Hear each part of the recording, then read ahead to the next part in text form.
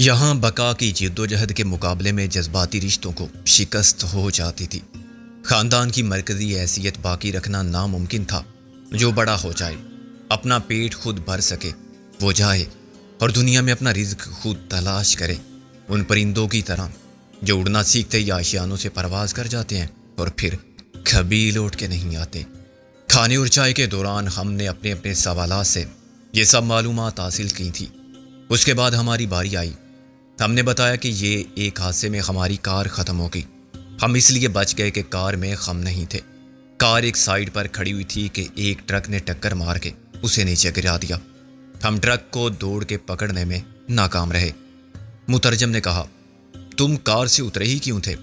میں نے کہا، گاڑی گرم ہو گئی تھی۔ ویسے بھی کوئی 24 گھنٹے کار میں نہیں رہتا، کیا تم باہر نہیں جاتے؟ باہر کوئی تم کو اس طرح ٹکر مار کے گرا دے تو یہ سوال احمقانہ ہوگا کہ تم گھر سے نکلے ہی کیوں تھے؟ اس نے سوچ کر کہا، یہ تو ٹھیک ہے، تم نے اتنی عقل مندی کی باتیں کس سے سیکھیں؟ میں نے اسے ایک پرانا جواب دیا، بے وقوفوں سے۔ ان عورتوں میں سے تمہاری بیوی کون ہے؟ وہ بولا، ایک بھی نہیں۔ میں نے کہا، پھر اس نے یہی سوال غالب سے کیا اور یہی جواب سن کے شک میں پڑ گیا۔ 2 مرد 3 عورتیں، نہ کوئی کسی کی بیوی، نہ کوئی شوہر، بچہ پھر کہاں سے آ گیا؟ یہ گتھی سلجھانا اس کے لیے بڑا مشکل ہو گیا۔ ایک ایک کر کے رابعہ، نازو، کاجل اور کلیم سب سو گئے۔ پھر غالب کی باری آئی۔ بوڑھے کی چوتھی بیوی اور 11ویں بیٹی ایک کونے میں بیٹھی رہیں۔ ان کے سونے کے لیے اب کوئی جگہ نہیں بچی تھی۔ بوڑھا بے خوابی کا مریض تھا، وہ مجھ سے سر کھپاتا رہا۔ اس کا بیٹا مترجم بننے پر مجبور تھا کیونکہ وہ 100 کا نوٹ جیب میں اڑس چکا تھا۔ اس نے کئی بار مجھے بھی سونے کا مشورہ دیا، مگر میں کوئی رسک نہیں لینا چاہتا تھا۔ وہ ایک لالچی آدمی تھا اور ہمیں لوٹ کے فرار ہو سکتا تھا۔ معلوم نہیں اپنے باقی بھائیوں کی طرح وہ ابھی تک گیا کیوں نہیں تھا۔ شاید اس لیے وہ خود کو احمق تسلیم کرتا تھا۔ خود اس نے کہا کہ پڑھ لکھ کے میں بزدل اور ناکارہ ہو گیا ہوں۔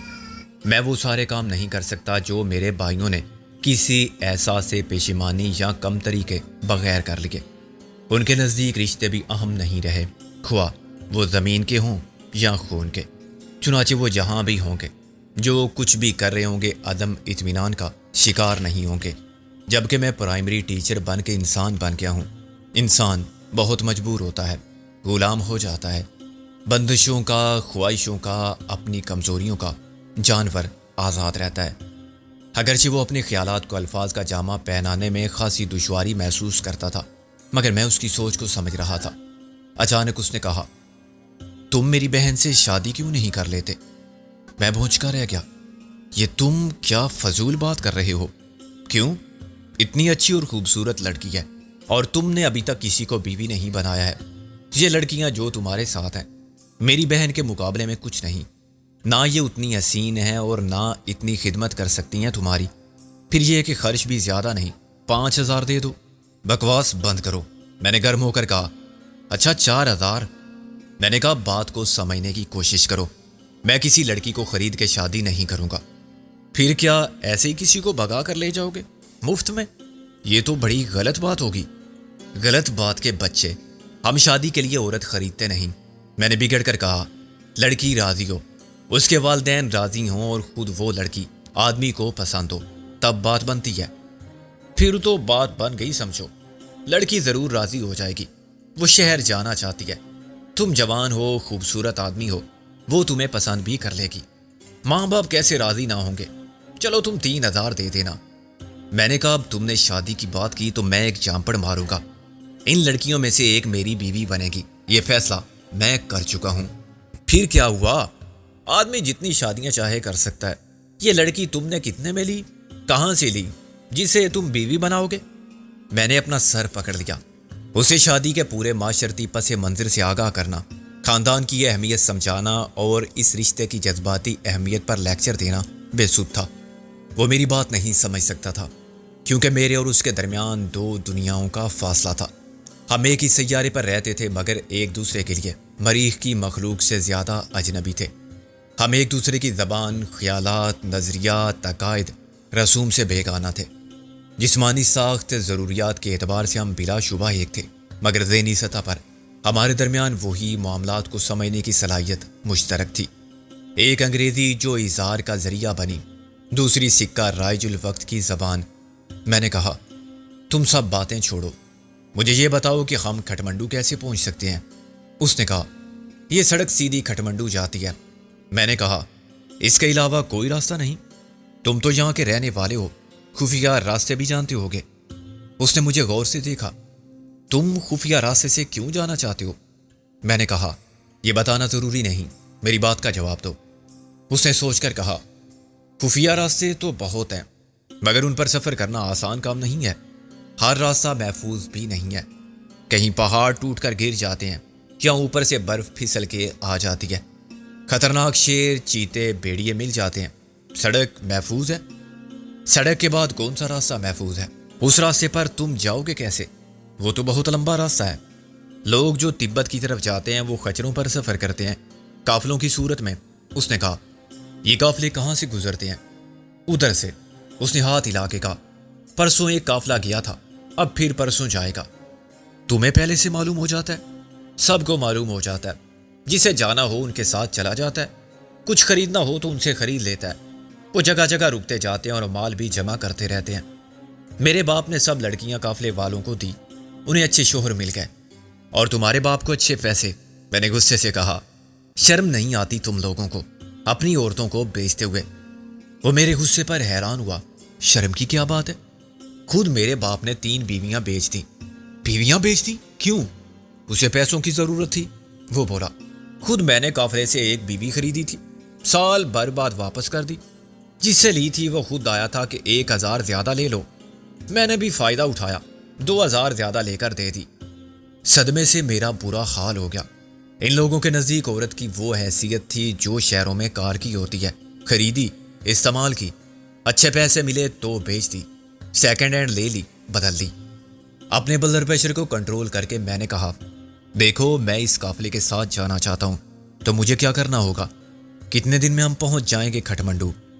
اس نے سوچ کر کہا تم نہیں پہنچو گے۔ کیوں؟ کیا وہ ہمیں ساتھ لے جانے سے انکار کر دیں گے؟ ہم انہیں اچھا معاوضہ دے سکتے ہیں۔ بات معاوضے کی نہیں، راستے میں تم غائب ہو جاؤ گے، تمہارے ساتھ جو عورتیں ہیں ان کو شوہر لے جائیں گے خرید کے۔ میں نے کہا بکواس بند کرو، ان معاملات سے نمٹنا ہم جانتے ہیں، ایک ایک کو گولی مار دیں گے، جو بچ گیا وہ ہمیں کھٹمنڈو پہنچا دے گا۔ اگر معاوضہ دو تو یہ کام میں بھی کر سکتا ہوں، وہ بولا۔ حد ہو گئی، یہ بات تم پہلے نہیں بک سکتے تھے؟ بولو کتنا ہوگا تمہارا معاوضہ؟ 5 آدمی 5000۔ وہ اپنی 5 انگلیاں پھیلا کے بولا چلو یہ بات طے ہو گئی۔ میں نے کہا تمہارے 5000 پکے۔ بچے کو تو میں بھول ہی گیا تھا، میں نے بھنا کے کہا 500 اس کے، اور بولو تم پیدل نہیں جا سکتے، خچروں کا کیا ہوگا؟ میں نے کہا تم بتاؤ خچر کرائے پر ملتے ہیں یا ہمیں خریدنے پڑیں گے؟ تم خچر واپس کر دو گے؟ اور کیا اپنے ساتھ پاکستان لے جاؤں گا؟ میرے منہ سے بے اختیار نکل گیا۔ وہ مسکرانے لگا تم کو پاکستان جانا ہے؟ ایسے بولو نا، آج کل کھٹمنڈو میں ہزاروں لوگ پڑے ہیں، ان کے پاس رہنے کے لیے جگہ نہیں اور کرایہ بھی نہیں۔ کرائے پر بس یا ٹرک میں لوگوں کو لے جانے والے بھی خوب مال کما رہے ہیں۔ میں نے تو یہ بھی سنا ہے کہ وہ پیسہ لیتے ہیں اور لوگوں کو آدھے راستے میں اتار دیتے ہیں، وہ بھی زبردستی۔ اچھی لڑکیاں اور عورتیں غائب ہو جاتی ہیں۔ کھٹمنڈو جاؤ گے تو خود دیکھ لو گے۔ میں نے اپنے دکھ کے احساس کو دبا کے کہا تقدیر سے کوئی نہیں لڑ سکتا، جو ہوگا دیکھا جائے گا۔ تم ہمیں کھٹمنڈو پہنچا دو، اس کے بعد تمہاری ذمہ داری ختم۔ تم نے کہا تھا کہ وہاں کسی پرائمری اسکول میں پڑھاتے ہو۔ ہاں گورنمنٹ اسکول ہے، میں وہاں تمہاری رہائش کا انتظام بھی کر سکتا ہوں۔ دن میں کلاسیں ہوتی ہیں مگر رات کو تم وہاں سو سکتے ہو، کسی برآمدے میں، جگہ کا کرایہ دے کر۔ میں نے کہا ہاں مفت میں آج کل وہاں کچھ نہیں ملتا، بیٹھنے یا کھڑے ہونے کی جگہ کے پیسے لینے بھی کوئی آ جائے گا۔ وہ بولا چلو جو سب پر بیت رہی ہے ہم پر بھی گزر جائے گی۔ تم بتاؤ کھٹمنڈو جانے کے لیے خچر کہاں سے آئیں گے؟ میں لاؤں گا، وہ بولا۔ ایک خچر کا 100 روپیہ روز۔ تمہارے پاس پستول ہے، تمہیں راستے میں کوئی خطرہ نہیں، کیا تم واقعی گولی مار دیتے ہو؟ میں نے کہا یقین نہیں آتا تو تمہیں مار کے دکھاؤں؟ نہیں، وہ گھبرا کے بولا۔ میرا مطلب تھا راستے میں کہیں اچانک شیر چیتا آ جائے، ویسے تو وہ کچھ نہیں کہتے کسی کو، خطرے کی بات ہوگی تو ہم انہیں مار دیں گے۔ میں نے کہا تو تم کب جانا چاہتے ہو؟ لمبا سفر ہے، کیا ہم رات کو بھی سفر کر سکتے ہیں؟ میں نے کہا اگر صبح سورج نکلتے ہی روانہ ہو جائیں تو رات سے بہت پہلے کھٹمنڈو پہنچ سکتے ہیں۔ وہ بولا پھر کل صبح پروگرام پکا سمجھو۔ میں نے کہا آج ہم آرام کریں گے، ابھی تو کافی وقت ہے۔ وہ بولا تم بھی سو جاؤ۔ نہ جانے کیوں مجھے شک ہوا کہ وہ میرے سو جانے کے بعد کچھ کرے گا۔ اس نے کم سے کم 6 بار یہی بات کی تھی۔ وہ لالچی آدمی تھا، اس کے ساتھ ہی شدید احساس محرومی میں بھی مبتلا تھا۔ اسے قسمت سے، زمانے سے، اپنے گھر اور والدین سے سب سے گلا تھا کہ کسی نے اسے خوشحالی کے مواقع فراہم نہیں کیے، اور وہ ازلی و ابدی بد نصیبی سے چھٹکارا پانے کی خواہش میں ہمیشہ ناکام رہا۔ دولت مندی اس کے لیے ایک شجر ممنوعہ رہی، کیونکہ وہ پڑھ لکھ کے کم ہمت اور جذباتی احمق بن گیا تھا۔ اس نے باتوں باتوں میں اندازہ کر لیا ہوگا کہ ہماری حقیقت کچھ بھی ہو، ہم ہندوستانی ہوں یا پاکستانی، مفرور مجرم ہوں یا نوسر بازوں کا ٹولہ، ہمارے پاس اتنی دولت ہے کہ ہم سب کچھ خرید سکتے ہیں۔ چنانچہ اس نے ہر معاملے میں سودے بازی کی تھی۔ اپنی طرف سے جو قیمت اس نے طلب کی وہ حد سے زیادہ تھی، شاید اس امید میں کہ وہ اس سے آدھی بھی وصول کرنے میں کامیاب ہوا تو وارے نیارے ہو جائیں گے، مگر میں نے منہ مانگے معاوضے کی بات کی تھی۔ ممکن ہے اسے صدمہ ہوا ہو کہ وہ اپنی کم ہمتی کے باعث نقصان میں رہا، ورنہ اس سے دگنا یا 10 گنا بھی لے سکتا تھا، مانگ تو سکتا تھا۔ ملنا نہ ملنا بعد کی بات تھی، لیکن ایک بار اس نے موقع گنوا دیا۔ اس کی نظر بار بار ہمارے بیگ کی طرف جاتی تھی۔ ایک میں سے میں نے ریوالور برآمد کیا، مگر دوسرا کسی نے کھولا ہی نہ تھا۔ اس کی تمام تر توجہ اسی بیگ کی طرف رہی۔ محض اسے آزمانے کے لیے میں نے سونے کا فیصلہ کیا۔ میرے لیٹتے ہی وہ بھی دوسری طرف جا کے سو گیا، جہاں اس کی ماں اور بہن نے اپنے لیے ایک گوشے میں جگہ بنا لی تھی۔ وہ ایک ہی کمبل میں گٹری بنی سو رہی تھی۔ کمرے میں لالٹین کی روشنی کم کر دینے کے سوا وہ کچھ دیر ساکت پڑا رہا، اور میں نیند سے لڑتے ہوئے اپنی آنکھیں کھلی رکھنے کی کوشش میں مصروف رہا۔ اس نے ایک بار سر اٹھا کے مجھے دیکھا۔ میں نے خود کو گہری نیند میں ظاہر کرنے کے لیے خراٹے شروع کیے تو اس نے مجھے پھر دیکھا اور اٹھ بیٹھا۔ اس کی نظر بیگ کا طواف کر رہی تھی۔ اس بیگ میں جتنا کھانے پینے کا سامان تھا وہ ہم راستے ہی میں ختم کر آئے تھے، اور اب اس بیگ میں فالتو کپڑوں کے سوا کچھ نہ تھا۔ کپڑوں کے ایک جوڑا جو ہم نے بوقت ضرورت اپنا حلیہ بدلنے کے لیے رکھا تھا۔ میں اسے ایک آنکھ کو تھوڑا سا کھول کے دیکھتا رہا۔ وہ کچھ دیر بیٹھا رہا، پھر لیٹ گیا، دوبارہ اٹھا اور اپنا سر کھوجاتا رہا۔ اس کی ہمت اور قوت فیصلہ میں کشمکش جاری تھی۔ یہ نیکی بدی کی متحارب قوتوں کی خانہ جنگی تھی جس میں اس کا ضمیر پس رہا تھا۔ بلاخر ہوس کا پلہ بھاری رہا۔ وہ چور نظروں سے ہم سب کو، اپنے گھر والوں کو دیکھتا ہوا اٹھا اور دبے پاؤں بیگ کی طرف بڑھا۔ آخری وقت میں پھر اس کا حوصلہ جواب دے گیا، واپس گیا، پھر لوٹ کے آیا۔ میں اندازہ کر سکتا تھا کہ چوری کرتے وقت اس کے دل کی کیا حالت ہوگی۔ اسے یقین ہوگا کہ میں جاگ اٹھا تو کوئی سوال کیے بغیر اسے گولی مار دوں گا۔ معلوم نہیں کامیابی کی صورت میں وہ کیا کرتا۔ اگر اس کے ہاتھ 15-20 ہزار یا 50 ہزار لگ جاتے تو کیا وہ راتوں رات فرار ہو جاتا؟ اس نے یقیناً طے کر لیا ہوگا کہ خوش نصیبی کی لاٹری نکل آئی تو وہ کہاں جائے گا، کیا کرے گا۔ اس نے بڑی احتیاط کے ساتھ بیگ کی زپ کھولی اور اندر ہاتھ مارا۔ اس کے چہرے پر اضطراب و اشتیاق، امید اور تجسس، خوف اور احساس جرم کے سارے جذبات کا رنگ الگ اور بہت واضح تھا۔ اس کا سانس تیز چل رہا تھا۔ بیگ میں کپڑوں کے سوا کچھ نہ پا کے اس نے شدید مایوسی میں احتیاط کو بھی بالائے طاق رکھ دیا تھا۔ وہ اب ایک ایک کپڑے کو نکال کے بیگ کی تلاشی لے رہا تھا۔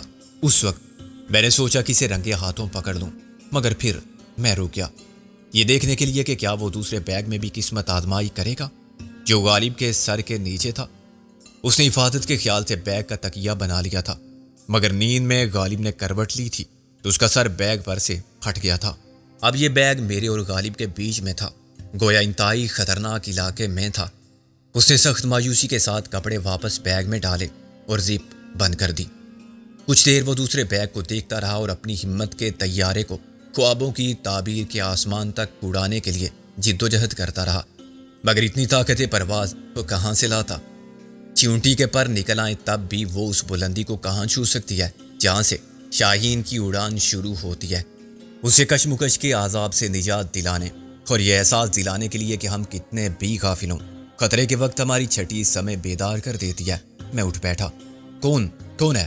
میں نے کہا اور ریوالور نکال لیا۔ وہ کھڑا ہوا ہی تھا کہ میری آواز پر اچھل پڑا۔ میں اندازہ کر سکتا تھا کہ اس کے دل کی کیا حالت ہوئی ہوگی۔ اس کا رنگ پیلا پڑ گیا تھا اور وہ کانپنے لگا تھا۔ یوں لگتا تھا کہ وہ دڑام سے گر کے بے ہوش ہو جائے گا۔ یہ تم ہو؟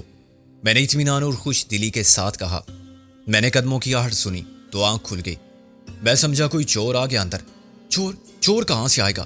میں اٹھا تھا، اس نے بڑی مشکل سے اکلاتے ہوئے کہا اور اپنے خوش کل کو تھوک نگل کے تر کیا۔ یہ دیکھیے، دروازہ بند ہے۔ دروازہ بند ہے نا، میں نے کہا اور پھر لیٹ گیا۔ اس نے اقرار میں سر ہلایا اور اپنی جگہ جا کے لیٹ گیا۔ اس کی حالت دیکھ کر مجھے افسوس بھی ہو رہا تھا اور ہنسی بھی آ رہی تھی۔ پیسہ بھی کیا چیز ہے، آدمی سے اس کا سب کچھ چھین سکتا ہے۔ اس کا انحصار طلب کی نوعیت اور شدت پر ہے۔ ضمیر، ایمان، اپنی عزت نفس، غیرت اور حمیت، عصمت و عفت، سب کو حالات کی مجبوری شکست دیتی ہے تو انسان کے غرور کا آبگینہ یوں بک جاتا ہے جیسے مٹی کا کوزہ۔ اس کے بعد میں اطمینان سے سو گیا۔ مجھے یقین تھا کہ ذرا سی دیر کے لیے اویسے زر پر جان دینے کے مرحلے سے گزرنے والا خود کو خوش قسمت سمجھ رہا ہوگا کہ وہ بال بچ گیا، اور خدا کا شکر ادا کر رہا ہوگا کہ وہ زندہ سلامت لیٹا ہے۔ اس کی لہو میں غرق زخم خوردہ لاش اس بیگ کے قریب نہیں پڑی جس میں اس کے لیے بدقسمتی کی آخری سند کے طور پر دست اجل کی تحریر کے سوا کچھ نہ تھا۔ صبح میں سب کے بعد اٹھا۔ رابعہ، نازو اور غالب میں سے کوئی بھی کمرے میں موجود نہ تھا۔ کاجل گھٹنوں میں سر دیے بیٹھی تھی اور کلیم سو رہا تھا۔ بے اختیار میری نظر بیگ پر گئی۔ اس کی پوزیشن میں کوئی تبدیلی نہیں آئی تھی۔ عورتیں چولہے پر کچھ پکا رہی تھی اور ہمارے میزبان باپ اور بیٹے کے درمیان جنگ چل رہی تھی۔ وہ دبے لہجے میں بات کر رہے تھے مگر ان کے انداز سے صاف ظاہر تھا کہ ان میں اختلاف رائے کی نوعیت معمولی نہیں ہے۔ میں نے کاجل سے کہا، کاجل تمہیں کیا ہوا؟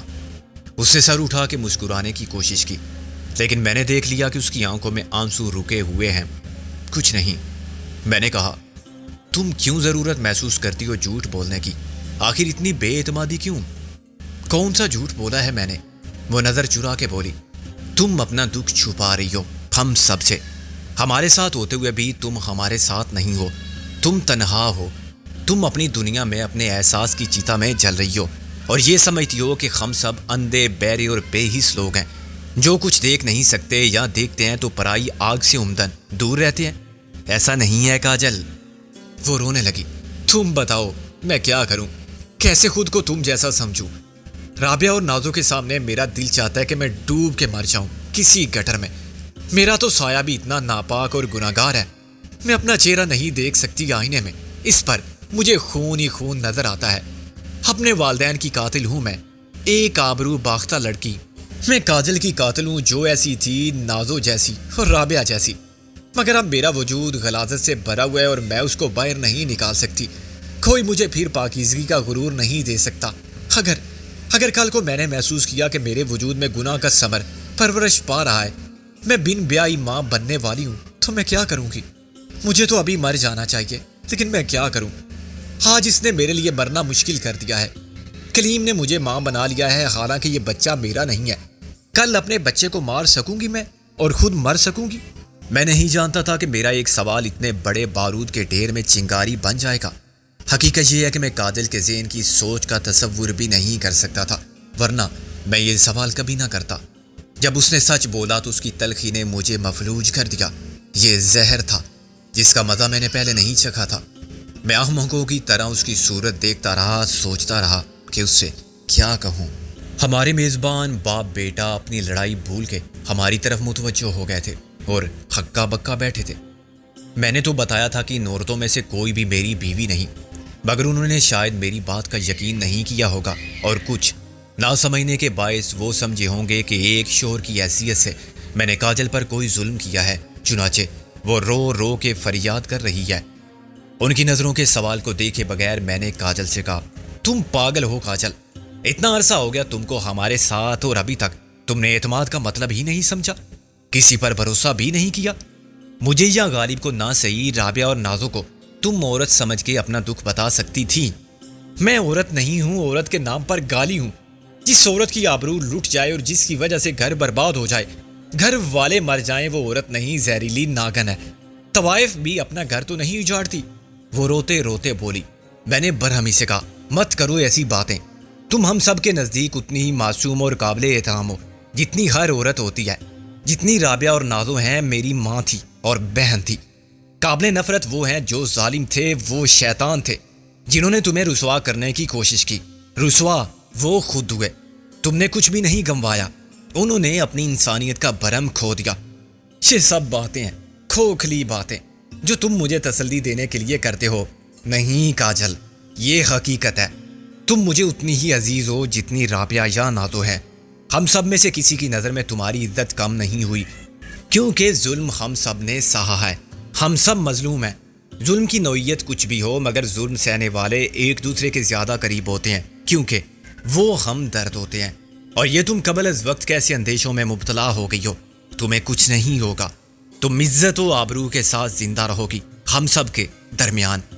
ویسے تو ہر گھر تمہارا گھر ہوگا، لیکن سکندر بخت کا گھر تمہارے لیے ویسا ہی گھر ہوگا جیسے ماں باپ کا گھر تھا۔ اگر تم اپنے بھائی کے گھر کو اپنا گھر سمجھو تو اس گھر میں تمہاری اتنی ہی عزت ہوگی جتنی میری سگی بہن کی ہونی چاہیے۔ میں قسم کھانے کا عادی نہیں ہوں، جو میں کہتا ہوں وہ کر کے دکھاتا ہوں۔ تم دیکھو گی میں نے آج تم سے جس رشتے کا عہد کیا ہے وہ کس حد تک حقیقی ہے۔ کاجل نے آنسو بھری آنکھیں اٹھا کے مجھے بے یقینی سے دیکھا۔ آج کی بات تم کل بھول گئے تو؟